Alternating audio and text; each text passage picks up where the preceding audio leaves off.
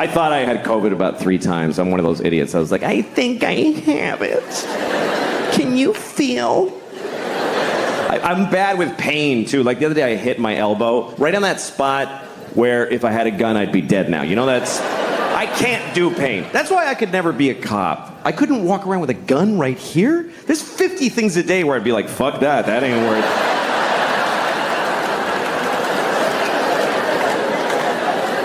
That's my main problem, by the way, with the whole defund the police idea. What about people that want to commit suicide by cop? What about them? Anyway, we'll put a pin in that, but... We had a lot of protests in New York, and now we have protesters that just live here. They're not at a protest, they're just here. I saw a protester in the Washington Square Park. She had green hair and dirty legs. And she's holding a little piece of cardboard, and it's with a Sharpie. It said, "Abolish billionaires." And she's standing there. And I thought, I don't think it's gonna do it. It doesn't feel like that's gonna result.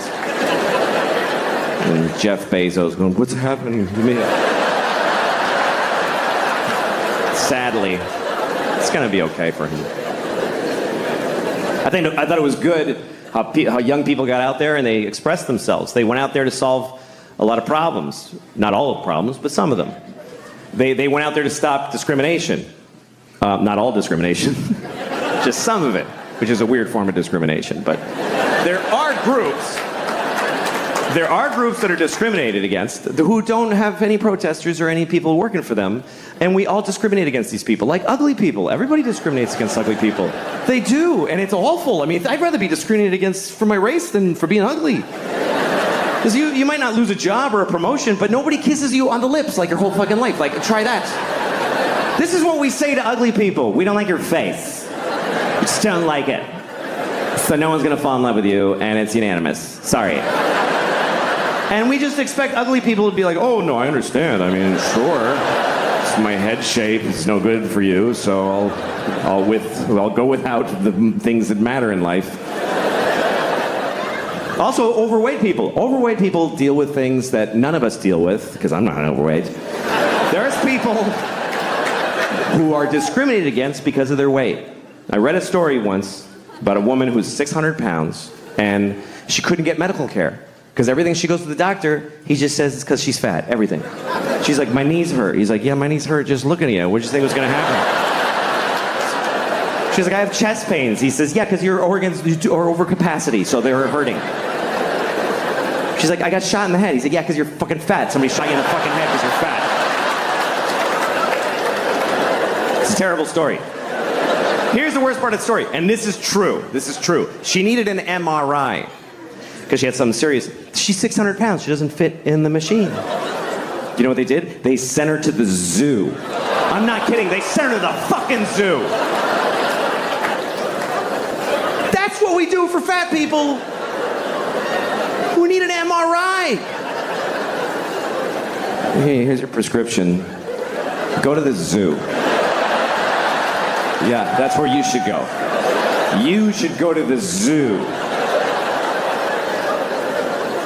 You know how many fat people we have in this country? About 600 trillion billion thousands of them.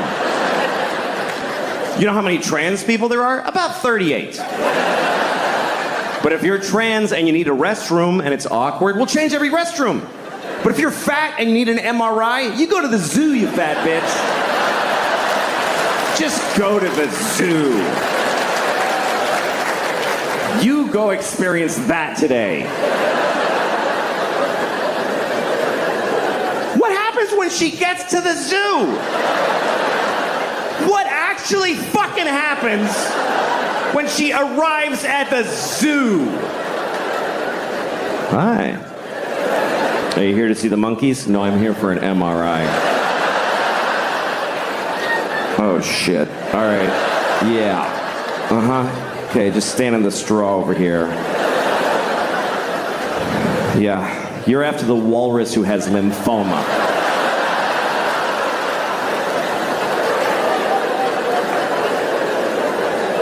Why is there there an MRI machine at the fucking zoo? Who was developing that instead of a fat human being MRI? Who's paying for this shit? You don't give an elephant a fucking magnetic resonance image test. What are you, fucking high? That's obscene. If an elephant is sick, you just listen. You do this thing.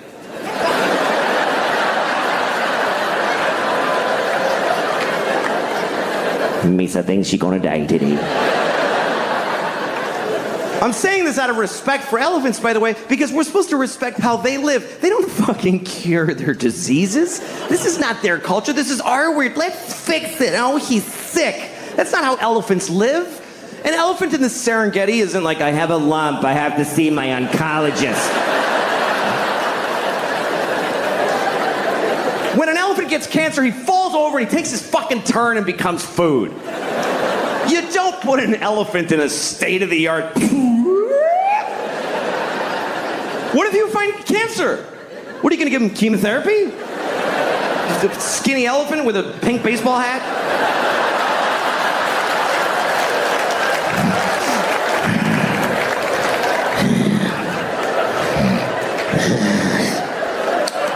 Each day is a gift.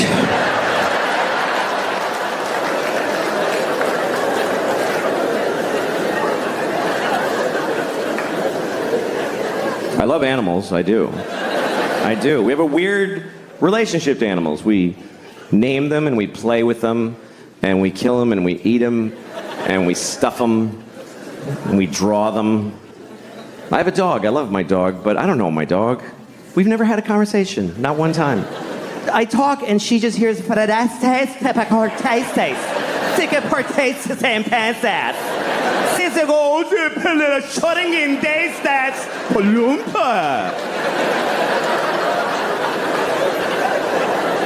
She looks at me and I'm like, yes. She's like, what? You don't know what the fuck I'm thinking. Fuck you. I don't know this bitch. I have no idea what she's thinking. I really wish I did. I wish I knew what she was thinking. It's my biggest wish maybe in life is that I knew, because I know she has thoughts. I know she does. There's no way she's just like, dog. There's stuff going on in here. I've seen it. You ever watch your dog make a decision?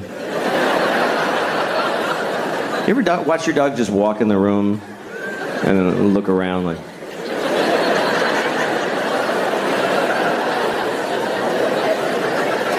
Yeah, I'm gonna go over here.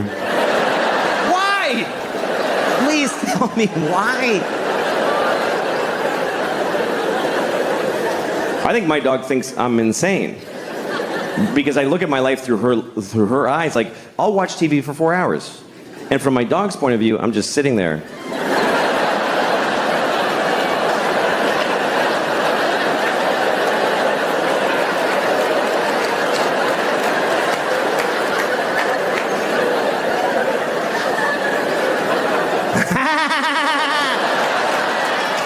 What the fuck is he laughing? What happened?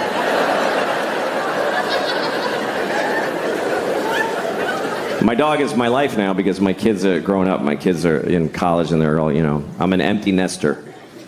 That's what you call it when your kids are gone. Because they grew up, not if they're dead. It's not used that way. My daughter died of leukemia. Hey, you're an empty nester.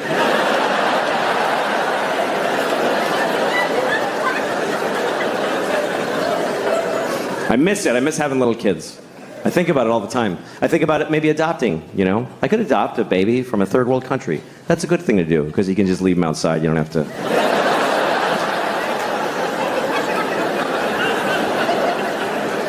You know, it's interesting. We've been adopting babies from other countries in America for a long time. You know, other countries do it too, but I live here, so I'll talk about that. But it's an interesting thing. It's not a biological imperative to go get a baby from thousands of miles away, but we've been doing that in large numbers here for a long time.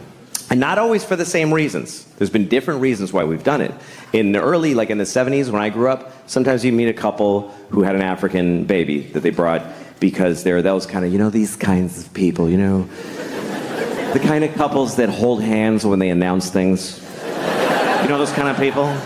They gather their friends and they're like, we've decided. You know those? They have a farm table with a clay pot of honey on it.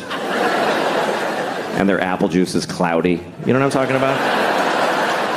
Those are the kind of people that make a trip to Zimbabwe and get a baby and name him Kevin and send him to Boston College, whatever. That was like the 70s and 80s. Then in the 90s, it became very popular with gay couples started to adopt babies from China because they want to have a baby, but they can't. They both have dicks. I don't know if you know that. Did you know that? Gay couples have 2 dicks, so they can't make a baby. You can try. You can. It's really fucking. You could try to come into one dick with the other, like if you line up the dick holes. And you can come and the sperm goes up this dick and down that one.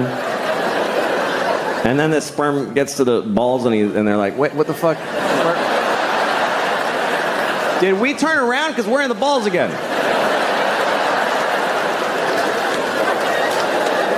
Whose balls are these? These aren't even his balls. Oh, he's gay. Fuck. All right. Okay. All right. Well, let's just swim around till we're dead. It's just the way it is. You're not gonna. A baby will never come out of a penis. It's good. It's a good thing because it's hard for women. Imagine pushing a whole baby out of your penis dick hole. Even just a hand. Yeah. Anyway, so that's why gay couples adopt. That's why. And often from China, because they make a lot of stuff there.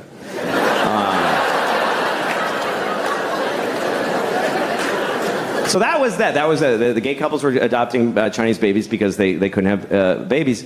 And then a lot of other couples started doing it more around the turn of the century. I used to live in Hollywood, which is a pretty awful place. And everybody there gets Chinese babies. It's very popular. They go and it's not because they can't have babies, and it's not because they're trying to help somebody from far away. It's because they're just busy. They're busy. They want to have a baby, but they don't want to have a baby. You know what I mean? That thing where you can't have your baby and eat it too, or whatever. I don't know how that works. They don't want to get pregnant, is the point. So they go to China. They don't even go to China. They go to the airport, and somebody from China meets them, gives them a baby. It's true. They just take it home, and then they get a Jamaican nanny to watch their Chinese baby. And they go to cocktail parties. We have a Chinese baby. It's amazing. And meanwhile, the Chinese baby and the Jamaican nanny are just alone looking at each other like, what are we doing? What is this? Why can't either of us see our families? Why? What the fuck is the point of this? It's really the kids that do you in, as a matter. We have 2 kids. That's fucking stupid. Don't do that because you just. Mainly what it does to a marriage, it just changes the way that you think about your spouse. Because when you're married, when you first get married, you have a relationship that's so important to you and you're working on it together. But then you have a kid and you look at your kid and you go, holy shit, this is my child. She has my DNA. She has my name. I would die for her. And you look at your spouse and you go, who the fuck are you? You're a stranger. Why do I take shit from you? But it's the kids that make it very hard. We have 2. We have a baby, and I don't really know the baby, to tell you the truth, because she hasn't said anything, so I don't really know her. I like her, she's fine, but I don't know her. How do I know what she's really like? Maybe she fucking hates Jews. I don't know nothing about her. People ask about her all the time. They're like, hey, what's your baby like? She's a fucking baby. What do you want to... You ever seen a baby? That's exactly what my baby's like. But what's going on with your baby? Jesus. She got fired from Target, and she's getting an abortion. It's been a tough year, but otherwise, you know.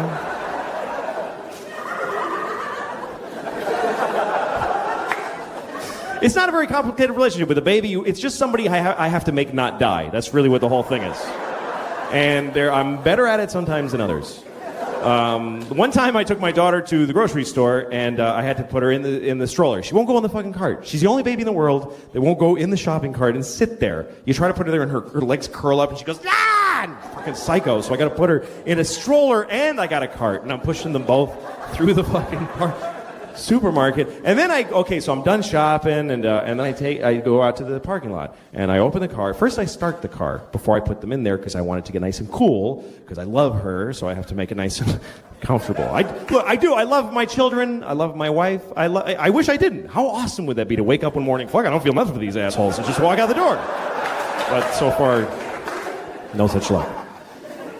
So I start the AC, then I put the groceries in, then I go to get my daughter out of the stroller. I got down there and I realized that the exhaust pipe is right in her fucking face. It's just fucking...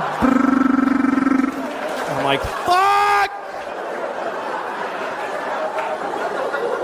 I almost killed my kid in the dumbest fucking way ever! If she died like that, I couldn't tell her mom. I couldn't fucking go home with that story. Well, I put her in the fucking, I don't know, I didn't realize. Fuck you, I don't know.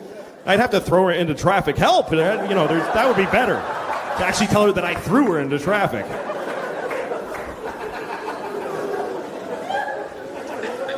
The other kid we have is, she's a girl, and she's 4, and she's also a fucking asshole. It's true, man. I'm serious. I say that with no remorse. Fucking asshole. She's a douchebag. She is. Fucking jerk. The other day, I'm like, put your shoes on. We're trying to leave. Put your shoes on, please. Put your shoes on. Put your shoes on. How many times can you say that to somebody before you just want to kick them right in the fucking face? Seriously, if you're with a group of people that are trying to go somewhere and you can't go because a member of your party just refuses to put their shoes on, that person is a fucking asshole, okay? You don't do that to people. Imagine being with a group, hey, we can't go. Why? Because fucking Bill won't put his shoes on. He just won't put them on. Fuck, Bill, what's your problem? I don't want to put them on. Fuck you. Fucking kids suck. Seriously. The other day, I walk in the kitchen. She's talking to my wife.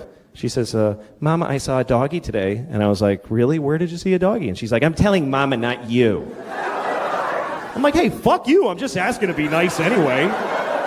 What, you think I actually give a shit about the dog you saw? Like that was gonna be an awesome story that you saw a fucking dog. Who gives a shit? I got better stories than you. I have an interesting life. I'm on fucking television. I won an Emmy. You don't ask me what fucking happened to me today, you little bitch.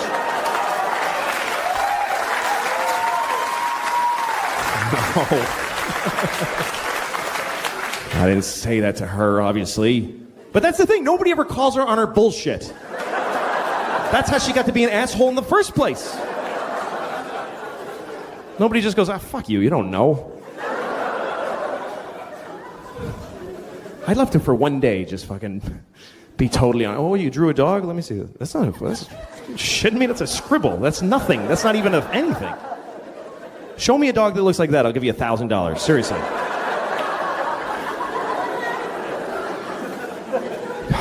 The other day I was just dreaming about just fucking kicking her. Like, kicking her out a window, just fucking... I would never fucking hurt her, but I do, One time my daughter had a black eye because she walked into a door because she's stupid. And she had a little black eye, and I took her to ice cream. We went to an ice cream place, and everybody in the ice cream place is like, give me a dirty look. And I realized they think I hit her. And she has a black eye now, that's why I'm taking her ice cream. That's what they think. And I was so insulted. I want to say, hey, fuck all of you, okay? She's this big.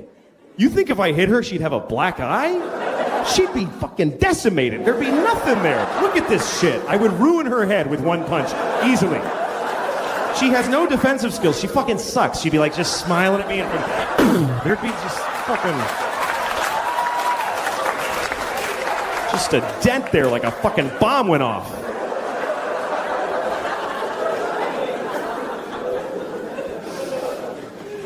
I don't know. I love my daughter, but people really don't get what it's like with a kid full time. We parents make you love our kids because we dress them up and take them out. Look at it, and everybody goes, "Oh, nice." But you don't know what she's like when she comes home. The dress comes off. She fucking rubs her ass in mud. She's fucking gross. She won't fucking take a bath. Like once you have a baby, you can't force the kid. Fuck her. Let her sleep in her clothes. I'm not dealing with it tonight. Her hair gets clumpy. She stinks. Sometimes it's like fucking just fucking rancid, stinky fucking kid. She fucking, in front of people, she like scratches her asshole in front of people, like fucking deep asshole scratching in the fucking panties, and then she smells her finger. That's the kind of person I'm talking about. She's disgusting.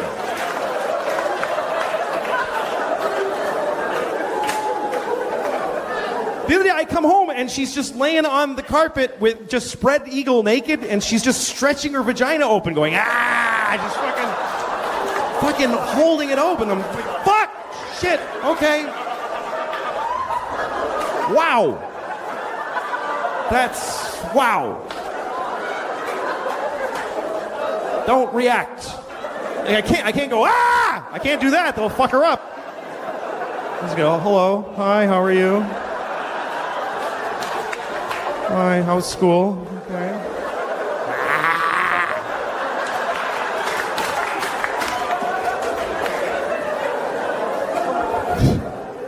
I don't know what the fuck to do about it either, because she does it all the time, and I don't want to stop her, because you know what? She's happy. That's the happiest I've ever seen any person in my entire life. That's a fucking human being at their happiest, just, that's what we all wish we could do. We should all be doing that, but we gotta fucking stop it, though, because she'll be fucking homeless if she doesn't cut this shit.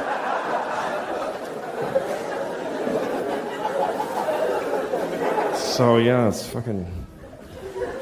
My wife took the kids out the other day. When she just... the most amazing thing is when you get to be alone in your house. As a dad, you never get to be alone, or as a mom. But when the other parent takes the kids out and you're alone, that's fucking awesome. And I think I'm getting older, because the way I use that time has totally changed. I used to have, Jerkfest 2006. Are you shitting me? Jerking off in my own house, alone in my own bed, taking my time, go through my wife's shit for pictures of her friends I want to fuck. Everything was awesome.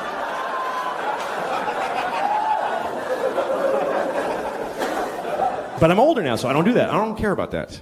Now, when everybody leaves, you know what I do? I just shit for hours. I take a big, long, beautifully private shit with nobody fucking with me. That's my dream in life, is to take a shit without people fucking with me. Because when you have kids, first of all, the other parent starts banging the window on the door. Get out of there! Help me! Or my 4-year-old walks in while I'm shitting. She just fucking walks in the room and does a little dance. Like, get out of here. My asshole is this big, I'm pushing a shit out right now. I don't want to see a cute face at this moment. That's traumatizing. And so when they leave, even if I don't have to, I just shit for fucking hour. My ass dries out. I don't care. I stay there because I love shitting. That's how old I am. I love to shit. It's my favorite thing. I don't know why they call it number 2. I think it's easily the best one. It's in my book. It's number 1.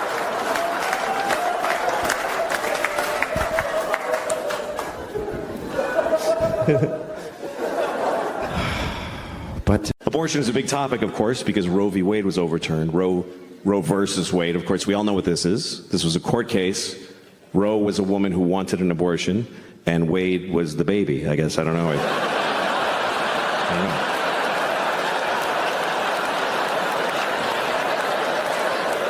I'm just assuming. I never found out who Wade was. Wade must have been the baby. Anyway.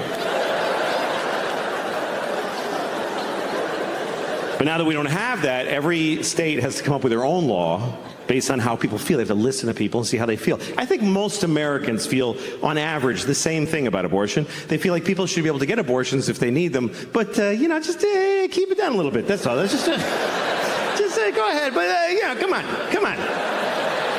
Do it, but don't be like, woo-hoo-hoo! Like, just. So we need a law that covers that keeps it available but limits it. Here's what I think we should do. Let's make this the law. You can get an abortion anytime, anywhere, but if you get an abortion, you have to eat it. I think that's fair. Because that'll keep it, that'll make you, fuck, I gotta eat it? I better do it soon.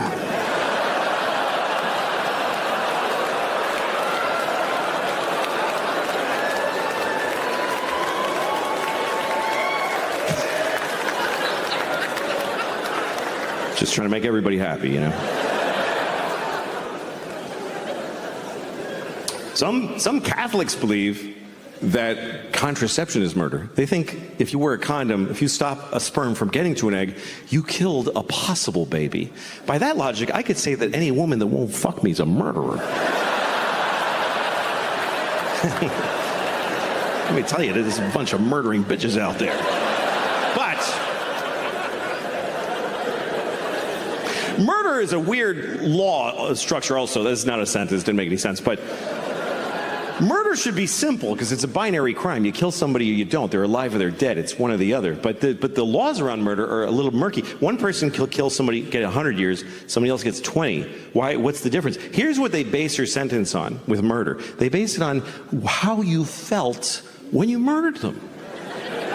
That's weirdly important. They say, okay, you shot him in the face. But what was up with you, man? Like, what was going on? Like, come on.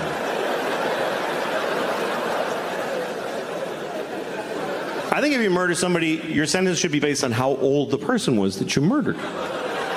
That should matter. How much of their life did you take away? Like, if you see a 3-year-old girl in the park and you just kick her to death. It's a hypothetical. Fucking grow up. It's a hypothetical. I'm not asking you to go do that. I'm just asking you to just really imagine just kicking a 3-year-old till she's dead.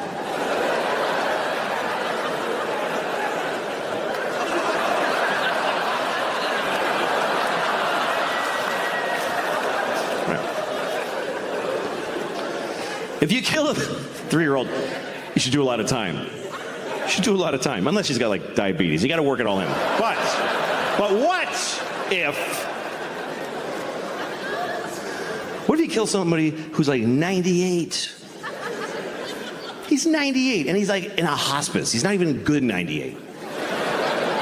He's in a hospice. You know what hospice is? It's like a hospital, but they don't try to help you. And say there's a guy who's like 98 in a hospice. He's got cancer and AIDS and COVID. And he's like, and they just unplugged him. And right then you walk in.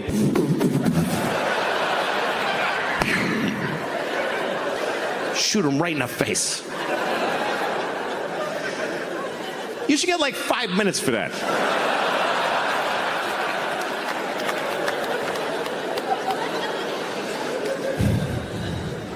I was thinking about that today.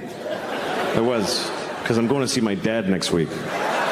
And my dad, let me tell you something, okay? My father is not in a hospice. My dad is in a facility being kept alive. For whose benefit? I don't get it.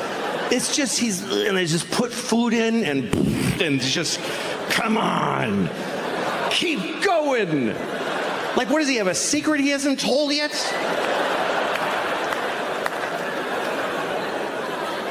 Because, look, my mom just died. She just died. That's how it works. By the way, for you young people, here's how life goes.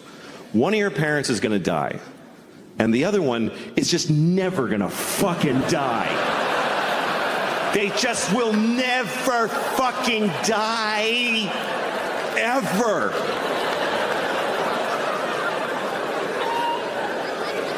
And guess what? It's not the one you wanted.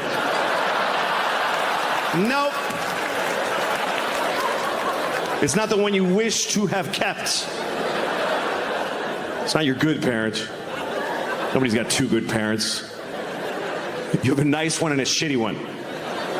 And the nice one just dies, because that's what nice people do. I'll just die. I don't want to bother everybody.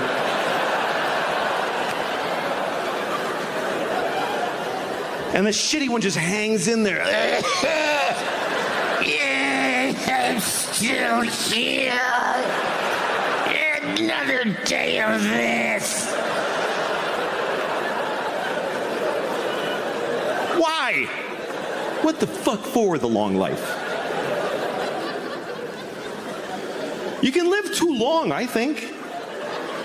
You can live too long. Some people are 100. Get the fuck out of here. Nobody knows you.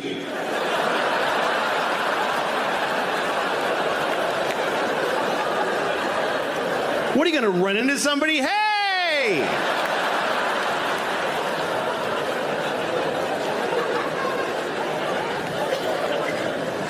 Some people are even older. Some people are, you ever read about the oldest person in the world? There's always an oldest person. And sometimes you read about them because the other one just died. That's when they tell you that there's a new oldest person. Last one I read about was 114. 114, he's a teenager after 100.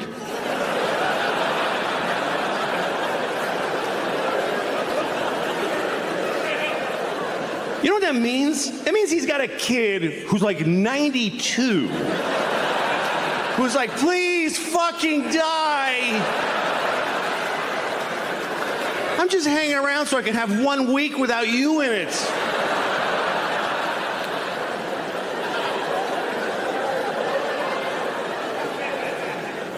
I mean, here's the bad news. You're gonna die. But here's the good news. When you get closer, you're gonna want to fucking die. It doesn't keep being good. You don't get to keep your life the way it is. Like, I'm 55. Both hands hurt. Both hands. Both my hips hurt. I'm lucky I have only one asshole. The whole fucking body hurts.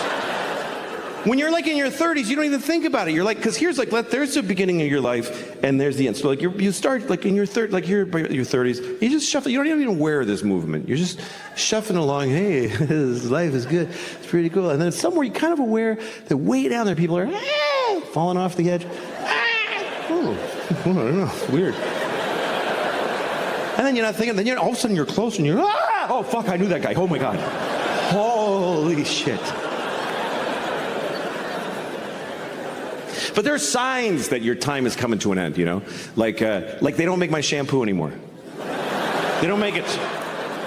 It's like, why'd you stop? Like, you're the only one. Nobody fucking cares about you. And so I thought, I'm gonna make my own. I'm gonna make my own shampoo. I'm gonna look it up online. I'm gonna look at the ingredients. I'm gonna make my own. And I found myself at a dinner telling a table full of people. So I decided to make my own shampoo.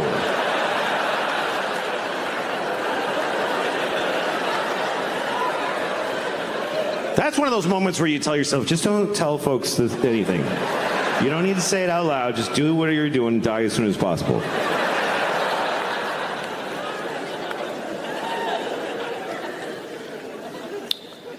Do I have a huge stain? Yeah, that's all right. That's all right. So what? Okay. No. Who's running? Oh, okay. I thought they were coming to bring me something. There's nothing you can do. You'd have to change my whole lifestyle for the rest of the show. It doesn't matter. I'm fat. I'm a fat guy. I'm fat. My pronouns are that fat fuck and I grew up in the 70s, and it wasn't bad back then. And most bad words were always bad. You know, cunt never had a day in the sun. There was never a time where the Santa Claus at the mall was like, come here, you little cunt, tell me what you want for Christmas. And then in the 90s, we're like, let's lay off a cunt a little bit there, gang. No, we used the word retarded in the 70s. We used it to identify people who were retarded.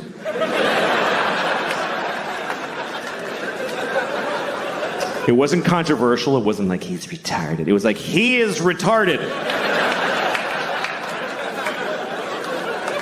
This fellow right here is retarded, right? Remember I told you, yes, you're still retarded. He is retarded, everyone. And I grew up in Boston. We didn't say retarded in Boston. We said retarded.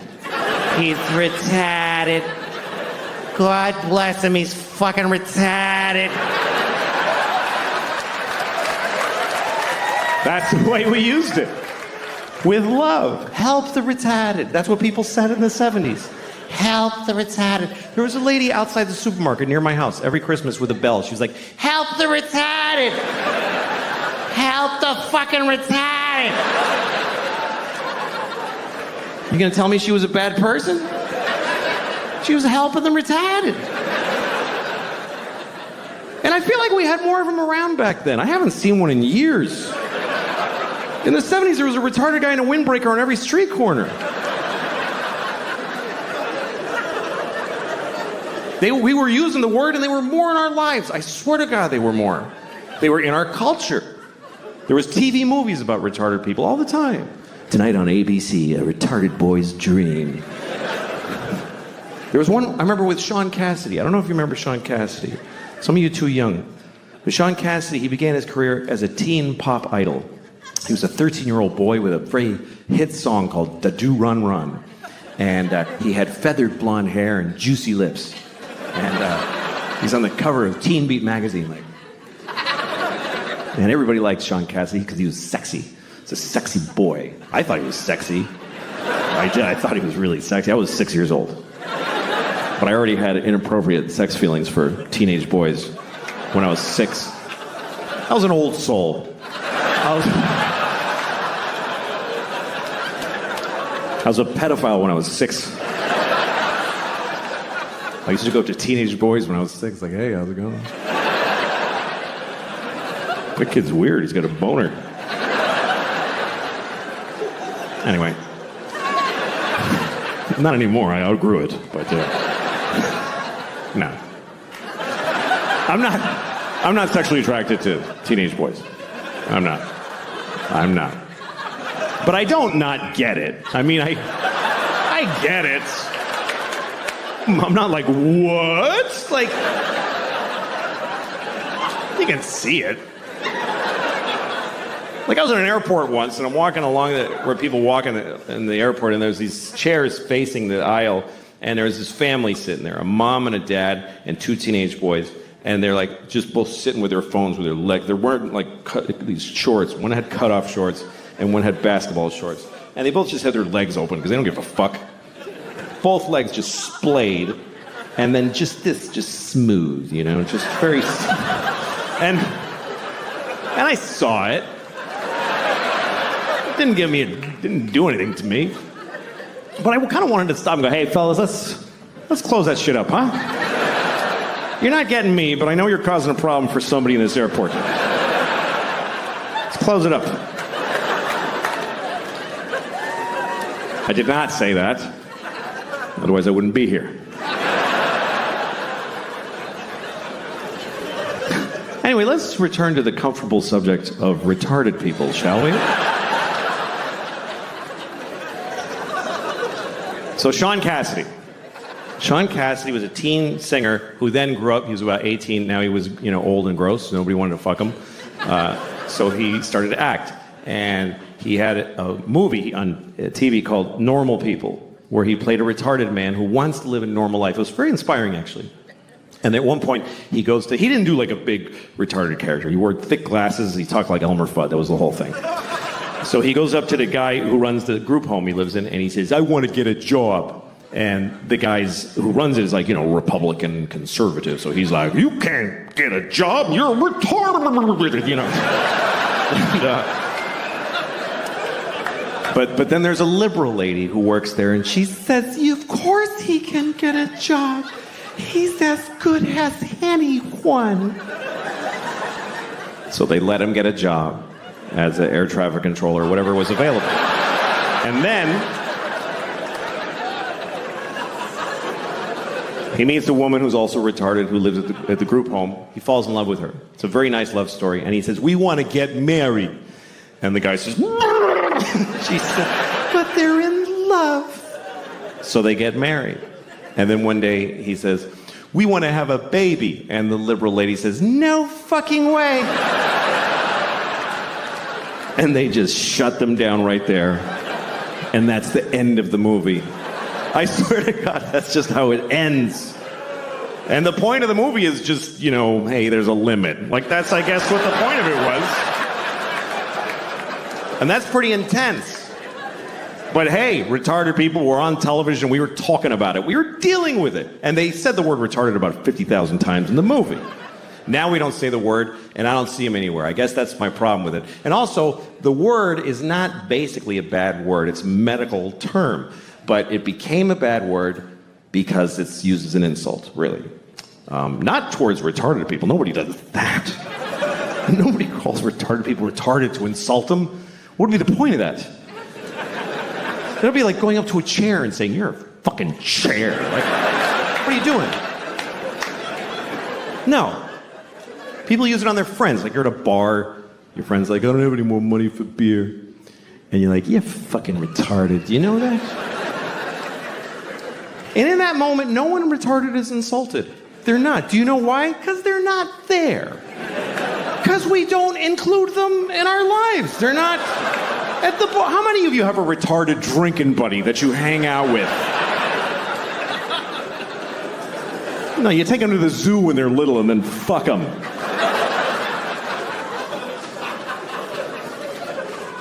This is what I find confusing about this thing, is that we told many generations of people that they are retarded. We told them that that's what they are, and they lived with it, and they dealt with it. And then we just decided it's a bad word. So did we tell them this? Did we go back to them and explain this to them? Listen, Nelson, I have something to tell you. You're not retarded anymore. You mean I'm cured? No. No, we're not even working on it.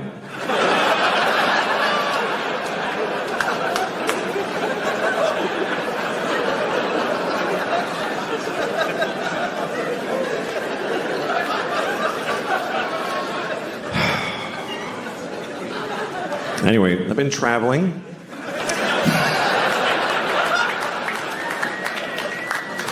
I went to France last year because I thought I should leave the nation. Felt like a good idea. Would have left the planet if they had another one of those, but I went to France. I had a great time. I fell in love. I met a woman. I fell in love in France, and we've been together since then. It's been nice. Yeah, okay. It's nice having a girlfriend from another country because you learn a lot about that country. I learned a lot about France from being with her. I never knew these things about, like, one time she was sick, and I was taking care of her, so she had a fever. I gave her a thermometer, and she put it in her asshole.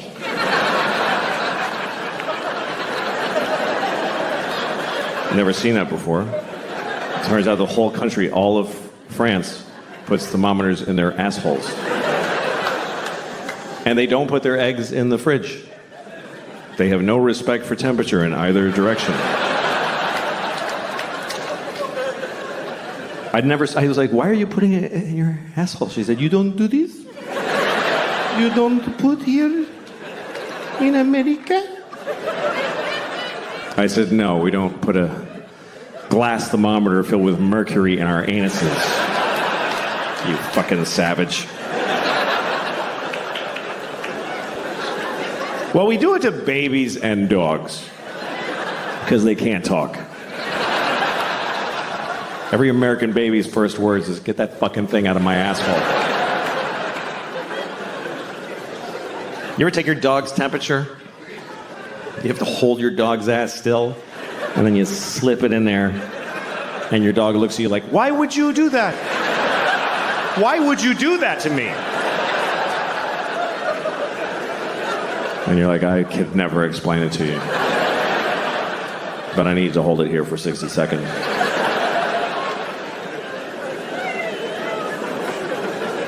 Dogs are so dumb, it's fucking tragic. It's sad how dumb they are. They're in our lives and they know nothing about what's happening. You ever been having like a dramatic moment in your family, like you're in the living room telling the kids that grandma died and everybody's crying and the dog's sitting there like...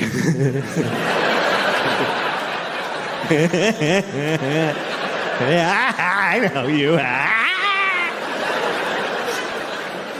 They're so stupid. Incredibly stupid animals. They don't even know their own lives. They can't even handle their own lives mentally. You ever throw a ball for your dog and your dog gets the ball and brings it, then you throw the ball again, the dog brings it, and then one of the times you throw the ball, the dog looks at you like, I didn't see what happened. I'm sorry. I don't know anything now. Please help. So you point at the ball. There it is. It's right there. It's right there. And the dog just looks at your finger. Because there's just no way he's going to get this concept that there's an invisible line that he can follow with his imagination. I have a great dog. I got a dog last year. She's a great dog. I did not adopt her, I'll be honest with you. I bought her with money. That's the truth. People always ask me when I walk my dog in New York, that's a beautiful dog. Is she a rescue? I'm like, no, she's very expensive. Please don't touch her. I did rescue a dog last year, and it bit everyone in my life. So I unrescued it, and I bought a dog that works. In New York, everybody rescues their dogs like this. I rescued this dog. I rescued her. She has no eyes. And she's dead. I hate New York, I really do. I used to love New York, but I hate it now. I'd rather be in Auschwitz than New York City, honestly. I would. I mean Auschwitz now. I mean today Auschwitz. Not back when it was open. I mean now. It's nice now. There's a gift shop. People go there on purpose. They buy tickets. I think that's weird. That people buy tickets to Auschwitz. That's weird. If you could have told those people back then, people are going to buy tickets to come here.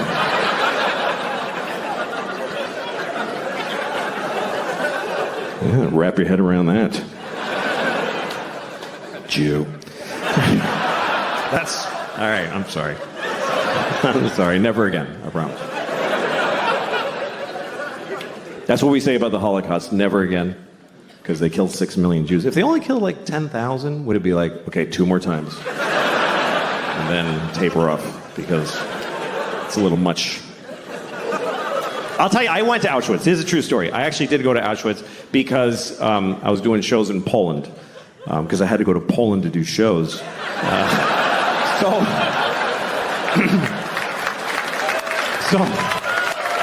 I was in Krakow. I was in Krakow, so I went to the camp. And I went there because of a very personal reason. Because I had family there. I had a lot of family there. 44 members of my family were in Auschwitz during World War II. I mean, they were guards. They worked there. So no. They were Jews and they died. It's okay. Don't be offended.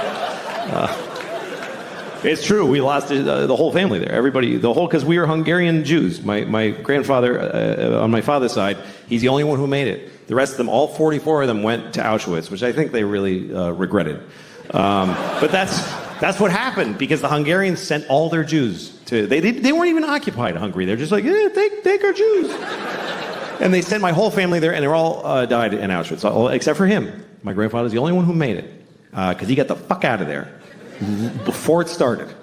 In the late 20s, he fucking smelled that shit, and he got the fuck out. And he went to Mexico. He migrated to Mexico. And we found his immigration card. My uncle and I did the family history, and we found it. It says nationality, Hungarian, and it says religion, Catholic. And there's a picture of him like... like, fuck it. They don't know what a Jew looks like in Mexico. That's where I'm going. And that's why I'm alive, because he made that choice. It's also why I'm not Jewish. He was like, Jew, shmoo, we're not fucking Jewish. Somos católicas. That was my abuelito. Became a fucking Mexican fast.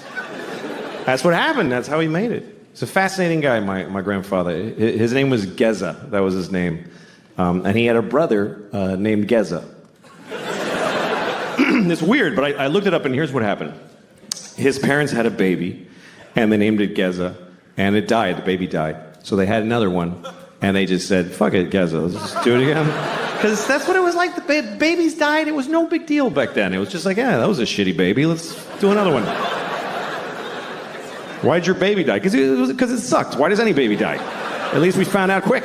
Fuck it. This one's good. That's what it was like forever until recently. The human race was all the good babies, and the shitty ones, that's just the way it worked. It's not like that now. Now we save every baby. The shittier the baby, the bigger the effort. Because we love it. We love saving the shitty babies. There's always a documentary. Look at this baby. He's a fucking mess. Do you see that shit? We're going to save it. Make it live. And the baby's like, please don't.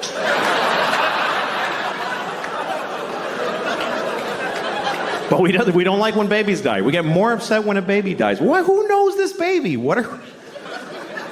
Did you hear about Jeff? No, he was here for 1 day. Nobody met him. And then if you die when you're old, nobody gives a shit. They're like, he was here long enough. Fuck him. You ever tell somebody, like, your grandmother died? My grandmother died. They're like, I'm so sorry. How old was she? She was 98. Oh. Why'd you even tell me? I'm 52, and I like my 50s. I like this part of my life. It's my favorite so far. I'll tell you why, because I can still move around pretty good, and I don't have long to live. I view that as a positive, because life is a lot of pressure. The more life you had ahead of you, the more problems you have. Like if you're 20, you might have 70 years to try not to be homeless or alone during. But I got maybe 24 years left. I can handle that. Like that's an amount of time. I'm like, yeah, I can fucking do that. I can cover 24 years. And it gets easier every year less that I have. Like I bought a winter coat the other day. I was like, this is my last coat. I don't need a bunch of these. It gets easier. I used to think I need to find a woman who will be with me forever. I need a string of girlfriends at this point. Just a few more girls. I need 3 women in their 40s to get me through my 50s. And 2 in their 50s to get me through my 60s. And then when I'm 75, 21 years old. That's when I'm doing that. 21, she gets the rest of my money. Just blow me to my grave and keep the change. That's the offer on the table for anybody who's 21 when I'm 75. She hasn't been born yet, but we'll see what the new crop brings.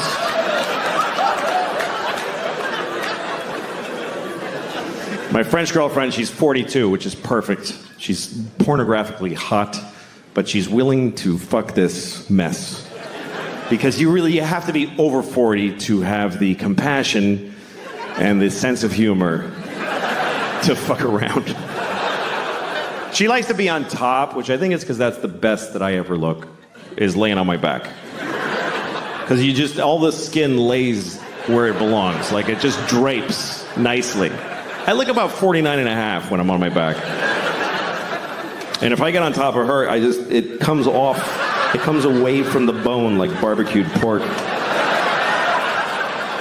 And this shit, when you hang this, it's all red and bumpy. It's like the roof of a...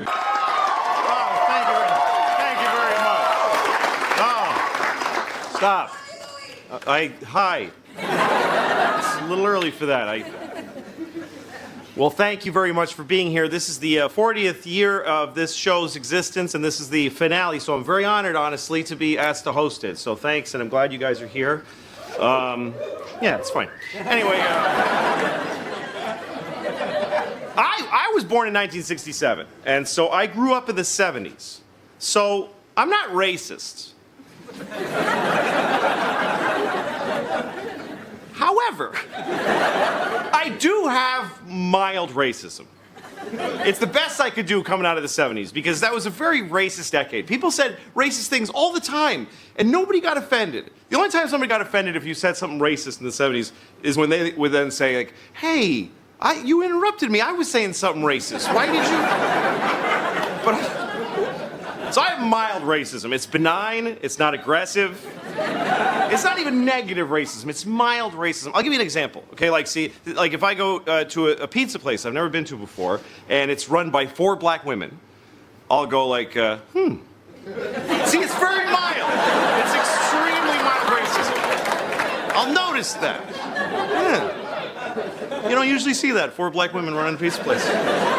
Unless it's called 4 Black Girls Pizza or something like that. Like, that's the whole point of the place.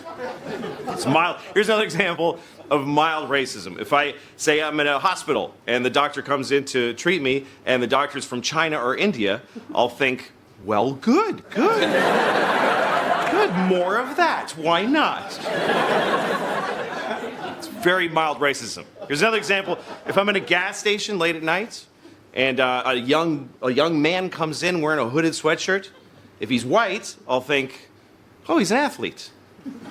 If he's black, unless he has a big smile on his face, then I become mildly racist, and this is what I think. I think, that's fine. Everything's fine. Nothing's gonna happen. No, of course I'm fine. Why did I even think that for a second? This is because I was raised in the 70s. The 70s were a very different time. The 70s, everything was different in the 70s than it is now. Except the Middle East is exactly the same. It's exactly the same as it was in the 70s. It's been the same fights, and you know what? It's boring now. That's the worst part of it. When I was a kid, we were like, ugh, but you can't go like this for like 1,000 years. After a while, when you fight, people don't care, because when you're just both, you just keep fighting. Everybody's like, those guys are dicks. They just fight. That's what it's like. You know, like I have 2 kids, and they fight sometimes. And when they first start fighting, I get concerned. I go in their room, I'm like, hey, what's going on? What's wrong? Why are we having some feelings? Can we listen to each other, please? Can we please just listen to each other? Okay, you go first. And then she's like,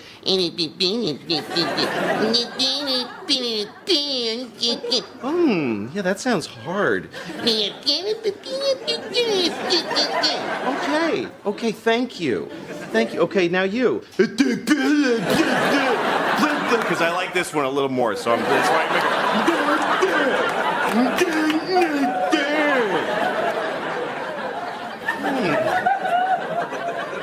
And they work it out. You help them work it out. But if they keep fighting, you stop doing that. After a while, you just go in the room and you just go, hey, just shut up.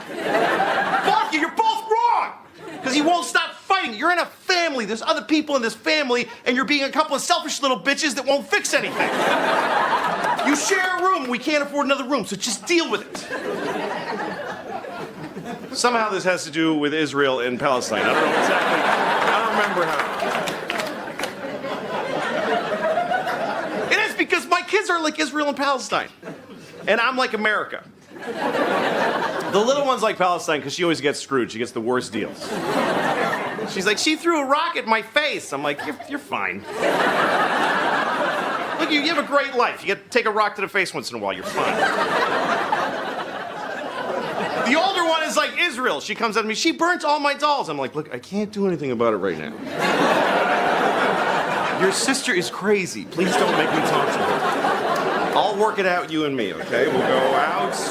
I'll buy you a really cool missile, and you do whatever you do with it. It's totally up to you. The 70s were very different. In the 70s, there was a child molester that lived in my hometown. And it wasn't a big deal. It wasn't like, we caught a child molester. It was just like, yeah, that's the house where the child molester lives. He lives where, hey, kids, don't be stupid or you'll get molested. Just stay away from the child molester house. I know because he did something to me when I was your age. So just stay away from the child molester house. We really did. We had a town child molester. His name was Jean Baptiste. It's a true story. And he liked teenage boys. That's when you would find out, because I was a teenage boy. He didn't like me. I felt a little bad. Like, no, not you. It wasn't into me. But he would drive up next to teenage boys and he'd say, hello, would you like to go to McDonald's? And you're like, no. And he's like, why you don't like McDonald's? And then you're trapped, because of course everybody liked McDonald's. It was the 70s. And then I had one friend who used to get in the car. He'd be like, sure, I'll go. And he'd get in the car. He'd go to McDonald's and eat a burger, and then he'd say, see ya. And he'd just take off. And Jean-Baptiste was like, oh, I cannot get to that child. And he foiled again. But he'd always try. Maybe this time. Because child molesters are very tenacious people. They love molesting childs. It's crazy. It's like their favorite thing. I mean, it's so crazy because when you consider the risk in being a child molester, speaking not of even the damage you're doing, but the risk, there is no worse life available to a human than being a caught child molester. And yet they still do it, which you can only really surmise that it must be really good. I mean, from their point of view, not ours, but from their point of view, it must be amazing for them to risk so much.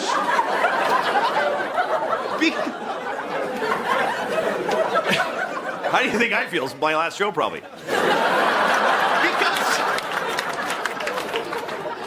Look, I can't key into it because I love Mounds bars. I love Mounds bars. It's my favorite thing, right? But there's a limit. I mean, I can't even eat a Mounds bar and do something else at the same time. That's how much I love them.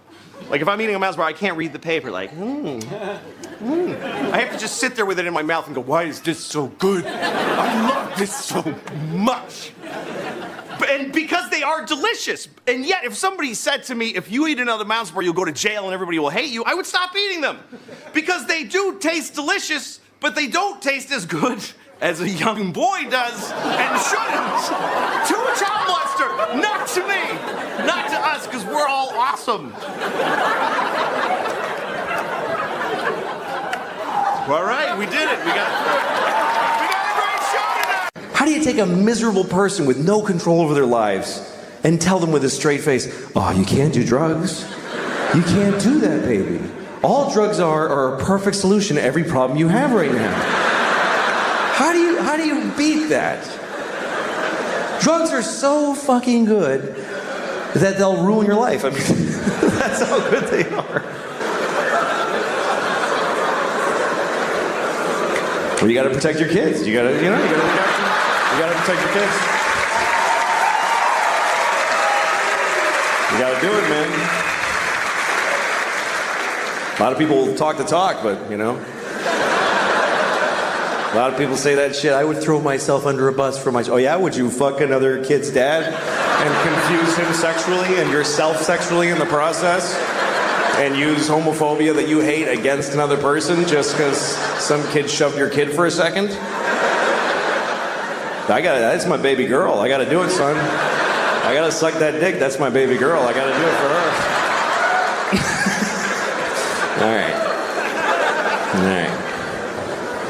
All right. I hate that child. That's what I'm trying to say. I've been thinking about my memories because I have kids now. And my kids are at an age where I remember being their age. I remember being a 6-year-old. I remember being a 9-year-old. And that's a big threshold that my kids have crossed, is that I remember being their age. Because when you're raising kids, you're not raising the kid in front of you. You're raising the grown-up that they're going to be later. And I was a kid once. When they were babies, I didn't really relate to them because they're babies. A baby is not going to remember shit that is happening to it. If you have a baby, keep it alive and enjoy yourself. But really, the baby it's not going to matter. A baby is not accumulating anything. It's like an Etch-a-Sketch that you shake every day. It doesn't matter. You go up to your baby, you can go up to your baby's face every day and you fuck you, baby, like right there every day, wouldn't matter. Hey, baby, yeah, big, yeah. You do that every day, wouldn't matter. I mean, they'll grow up with a general sadness inside, but they won't actually remember. Why? And memories are weird because memories get distorted by who you are now and who you were when you experienced them. Like, I remember when I first started doing stand-up, I was living in Boston, and there was one club that was owned by a gay guy. And my memory is that guy was always trying to fuck me. That's my memory. I've carried it for 20 years. There was a gay guy tried to fuck me all the time. And recently I caught up with an old friend of mine from those days who I hadn't seen in years. And we started talking about different people, and he brought him up. And I said, that guy always used to try to fuck me. And he goes, he did? And I was like, yeah. And he goes, really? Did he like take you to his house or something and really try to physically?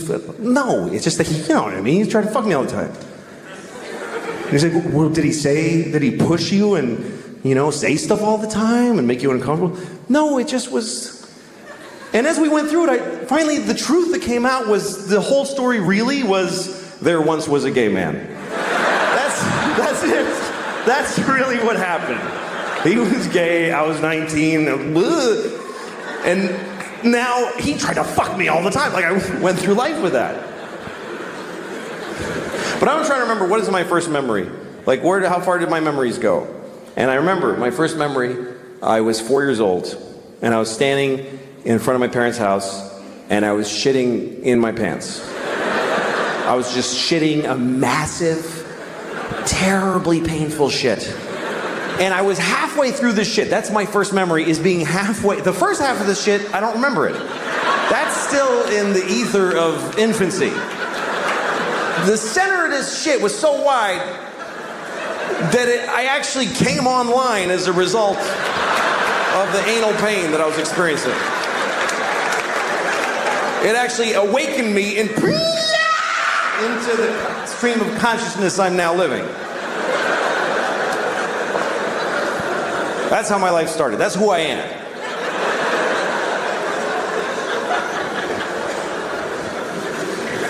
A lot of my memories I don't like. I don't like when I was a teenager. I hated all that time. I hated being a teenager. And then I discovered drugs. And then that's all I gave a shit about. I don't know how I'm gonna tell my kids. How the fuck do you compete with that? How do you take a miserable person with no control over their lives and tell them with a straight face, oh, you can't do drugs. You can't do that, baby. All drugs are a perfect solution to every problem you have right now. How do you beat that?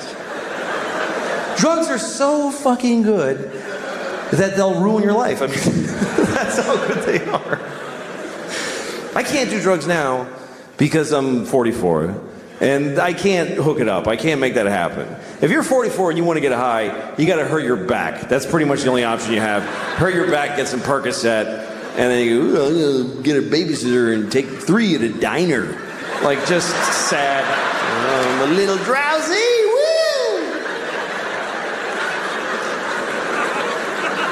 I never really could have like I wish I was a drunk. Like that, I love romantically the idea of being a real drunk. In my bathrobe all day. Everybody who loves me is always crying. He's destroying himself. I can't watch anymore. Shut up then. Showing up at my kid's school play halfway through. You show who you are, baby!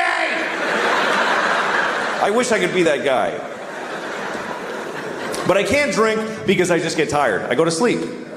I don't know how people drink and then do shit.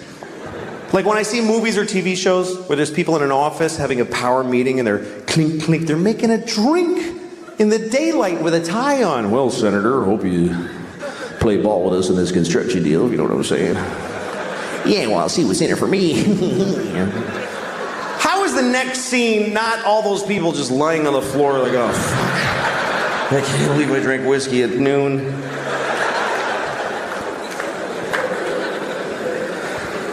I can't smoke pot because it's the same thing. I'm too old for it. Sometimes young people come up to me after shows.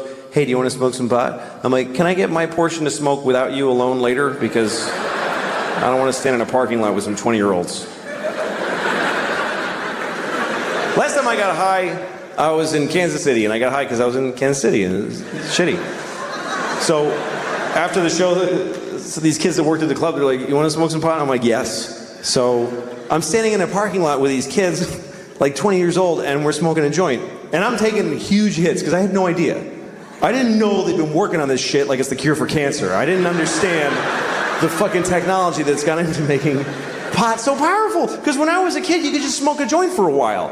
Now you take 2 hits and you go insane. It's not doable anymore. And I was taking big hits, like big 1970s jean jacket, Bad Company hits. Here come the jesters, 1, 2, 3. It's all part of my fantasy. And I'm like, yeah. And even the kid with the wooden hole of no ear, the absence of flesh in his ear with wood, I don't know what that is. Even he was like, "That you should be careful, that's a lot of pot. That's very strong marijuana." Yeah, I'm fine.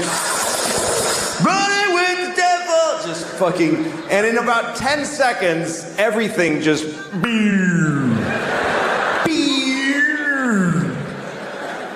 and I'm like, oh shit. This is an ordeal now. I'm not gonna feel okay for a very long time.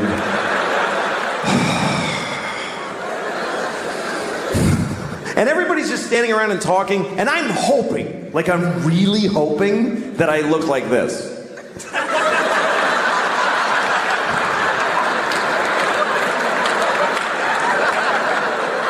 But I'm pretty sure that I was just scanning insanely.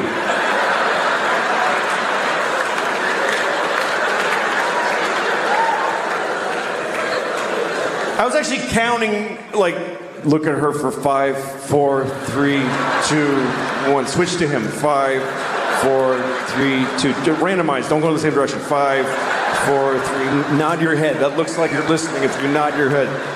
Ha ha ha. And at one point I realized I need to get out of here because the air is hitting my arm weirdly and they can tell. They totally know that I'm not handling the way air is touching my arm right now. Why am I doing that with my hand? That's weird to do that with your hand. Nobody stands like this. Nobody stands like this. Just fucking, no, that's weird too. That's crazy. Just, shit. I gotta go. But I didn't know how to leave because I had this dilemma. We're all standing in a perfect circle facing each other. And I thought it's gonna be insane if I just I'm one person with my back now. Do I just back away like this and hope that they fill in? And then I thought, no, say something. Say something out loud to them that smooths the transition of you leaving. Okay, what do I say? Pick a thing to say. Goodbye. That's a nightmare. That's just goodbye. That's just noises. Finally, I walked away and I said, I'm leaving! I have 2 kids. I try to be a better person around my kids. I really do. I try to change my behavior around them. Like, I have rules in my house. They all apply to me. Like, I have a rule that I don't curse around my kids. It's a rule. It does happen.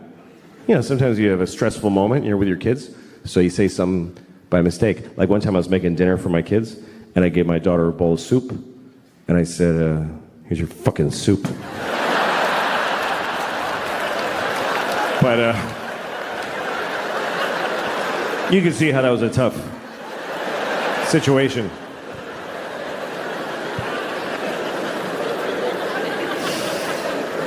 You're supposed to teach your kids right from wrong. I don't know, it's confusing, you know? Some people raise their kids religiously, and that kind of covers it. They kind of go, all this, do that. I'm not raising my kids religiously, because I don't feel like it. Let's get up on a Sunday, fuck that. Fuck that. Let your souls rot, kids. I don't care, I'm not getting... Daddy, who's Jesus? None of your business. Go back to bed.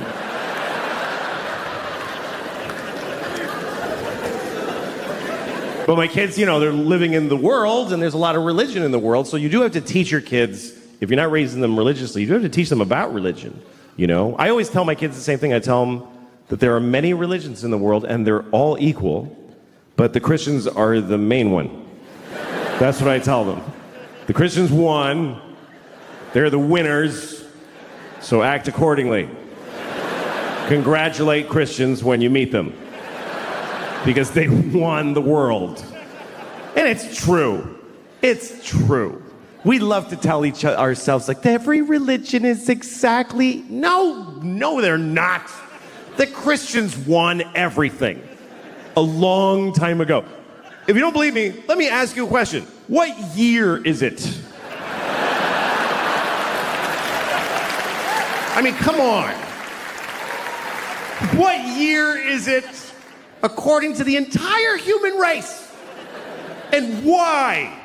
What year is it? Anybody, sir, just yell out the year.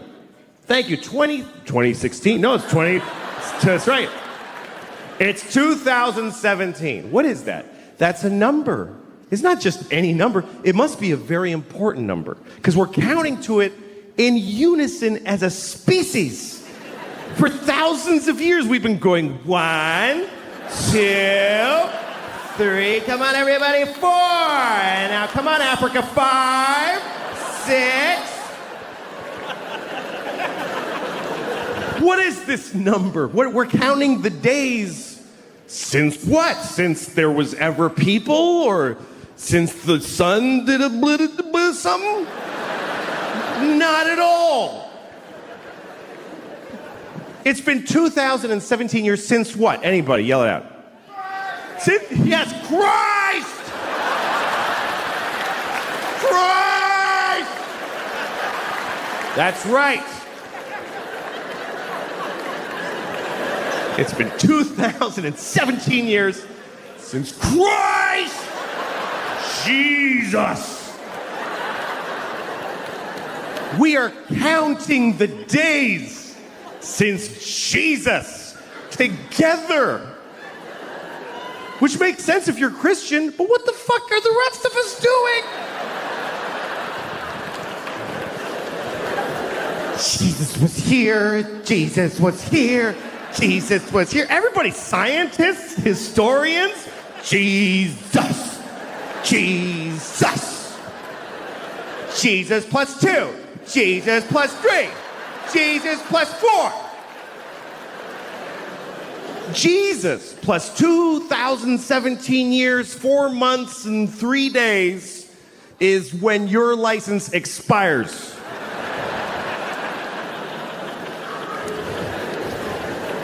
How is that not a win for the Christians? How is that not a complete win? That's not a Monday off in October.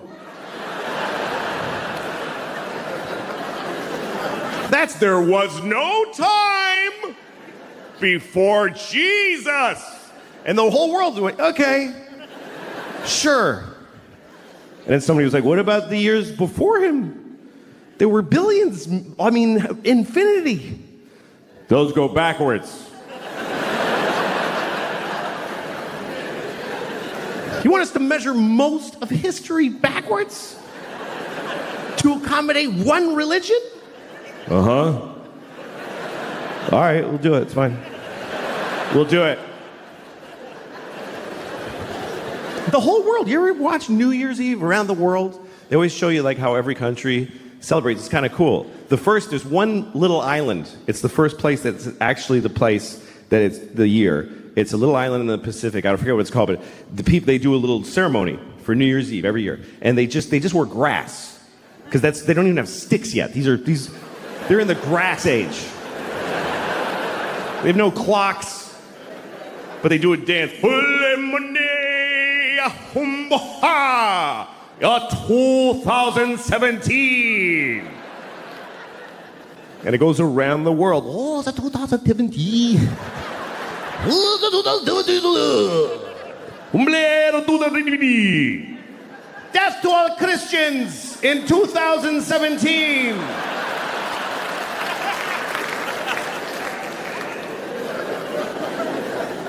The Jews are quietly keeping track. It's really 5,766, but that's for us. We're just, that's okay. We're just keeping track for when you snap out of it. It's all right. I'll write yours on my check. I don't want a problem.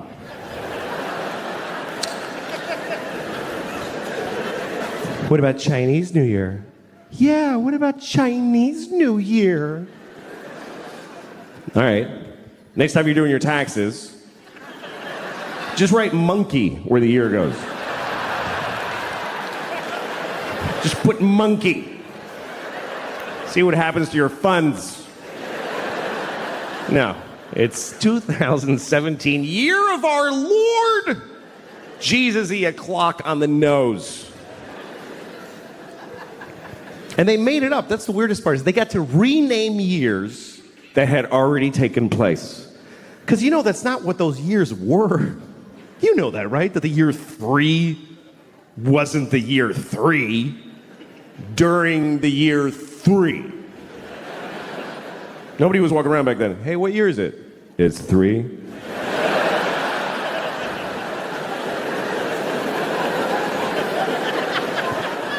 Yeah, but I'm 28.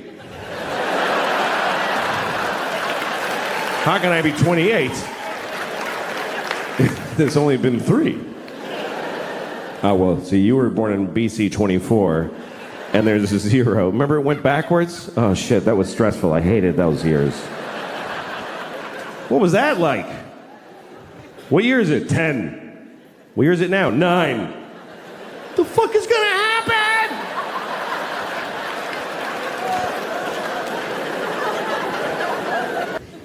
My kids they wanted a dog, so I got them a dog. I got them a dog this year, which was a mistake. I shouldn't have gotten the dog. Because we rescued a dog. We got we adopt. Yes, you must, yes, always rescue. If you get a dog, get a rescue dog. Don't get a puppy from those horrible people who professionally raise dogs carefully. No. You need to just get a mystery dog that's been beaten and abused and traumatized on the streets of Puerto Rico and can't talk about it to anyone now. They never know. Do you know anything about the dog? She's afraid of pennies. So we think maybe somebody's been throwing handfuls of pennies at her face. But otherwise, no. So you take this random dog and just put it in your house with your family and watch their personality unfold. This dog is insane. I'll walk into the kitchen and the dog's just standing there alone like this. Like, you all right? Are you all right? My kids are terrified of the dog. My daughter goes to pet the dog. The dog goes like this. She's like, should I pet her? I don't think you should ever pet our dog, honey. So I took her to the vet. I took the dog to the vet to ask her what to do. And the vet said, listen, I think there's something you should seriously consider. I was like, please be saying to kill this dog. Please be a doctor that says the dog dies now. But she didn't. She said, I think you should consider Prozac for the dog. I was like, really? She said, yeah, it works. Calms the dog right down. But it's a big decision and you should think about it. I said, put 4 in her asshole right now. What do I have to think about? I don't give a shit what she's experiencing. Fucking fix it. Give her heroin. Shoot her up.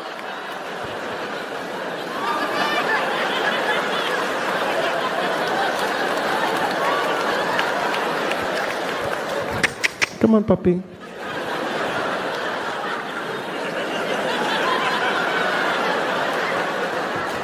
Wow, your dog is really chill. Yeah. It only costs $400 a day to keep her like that.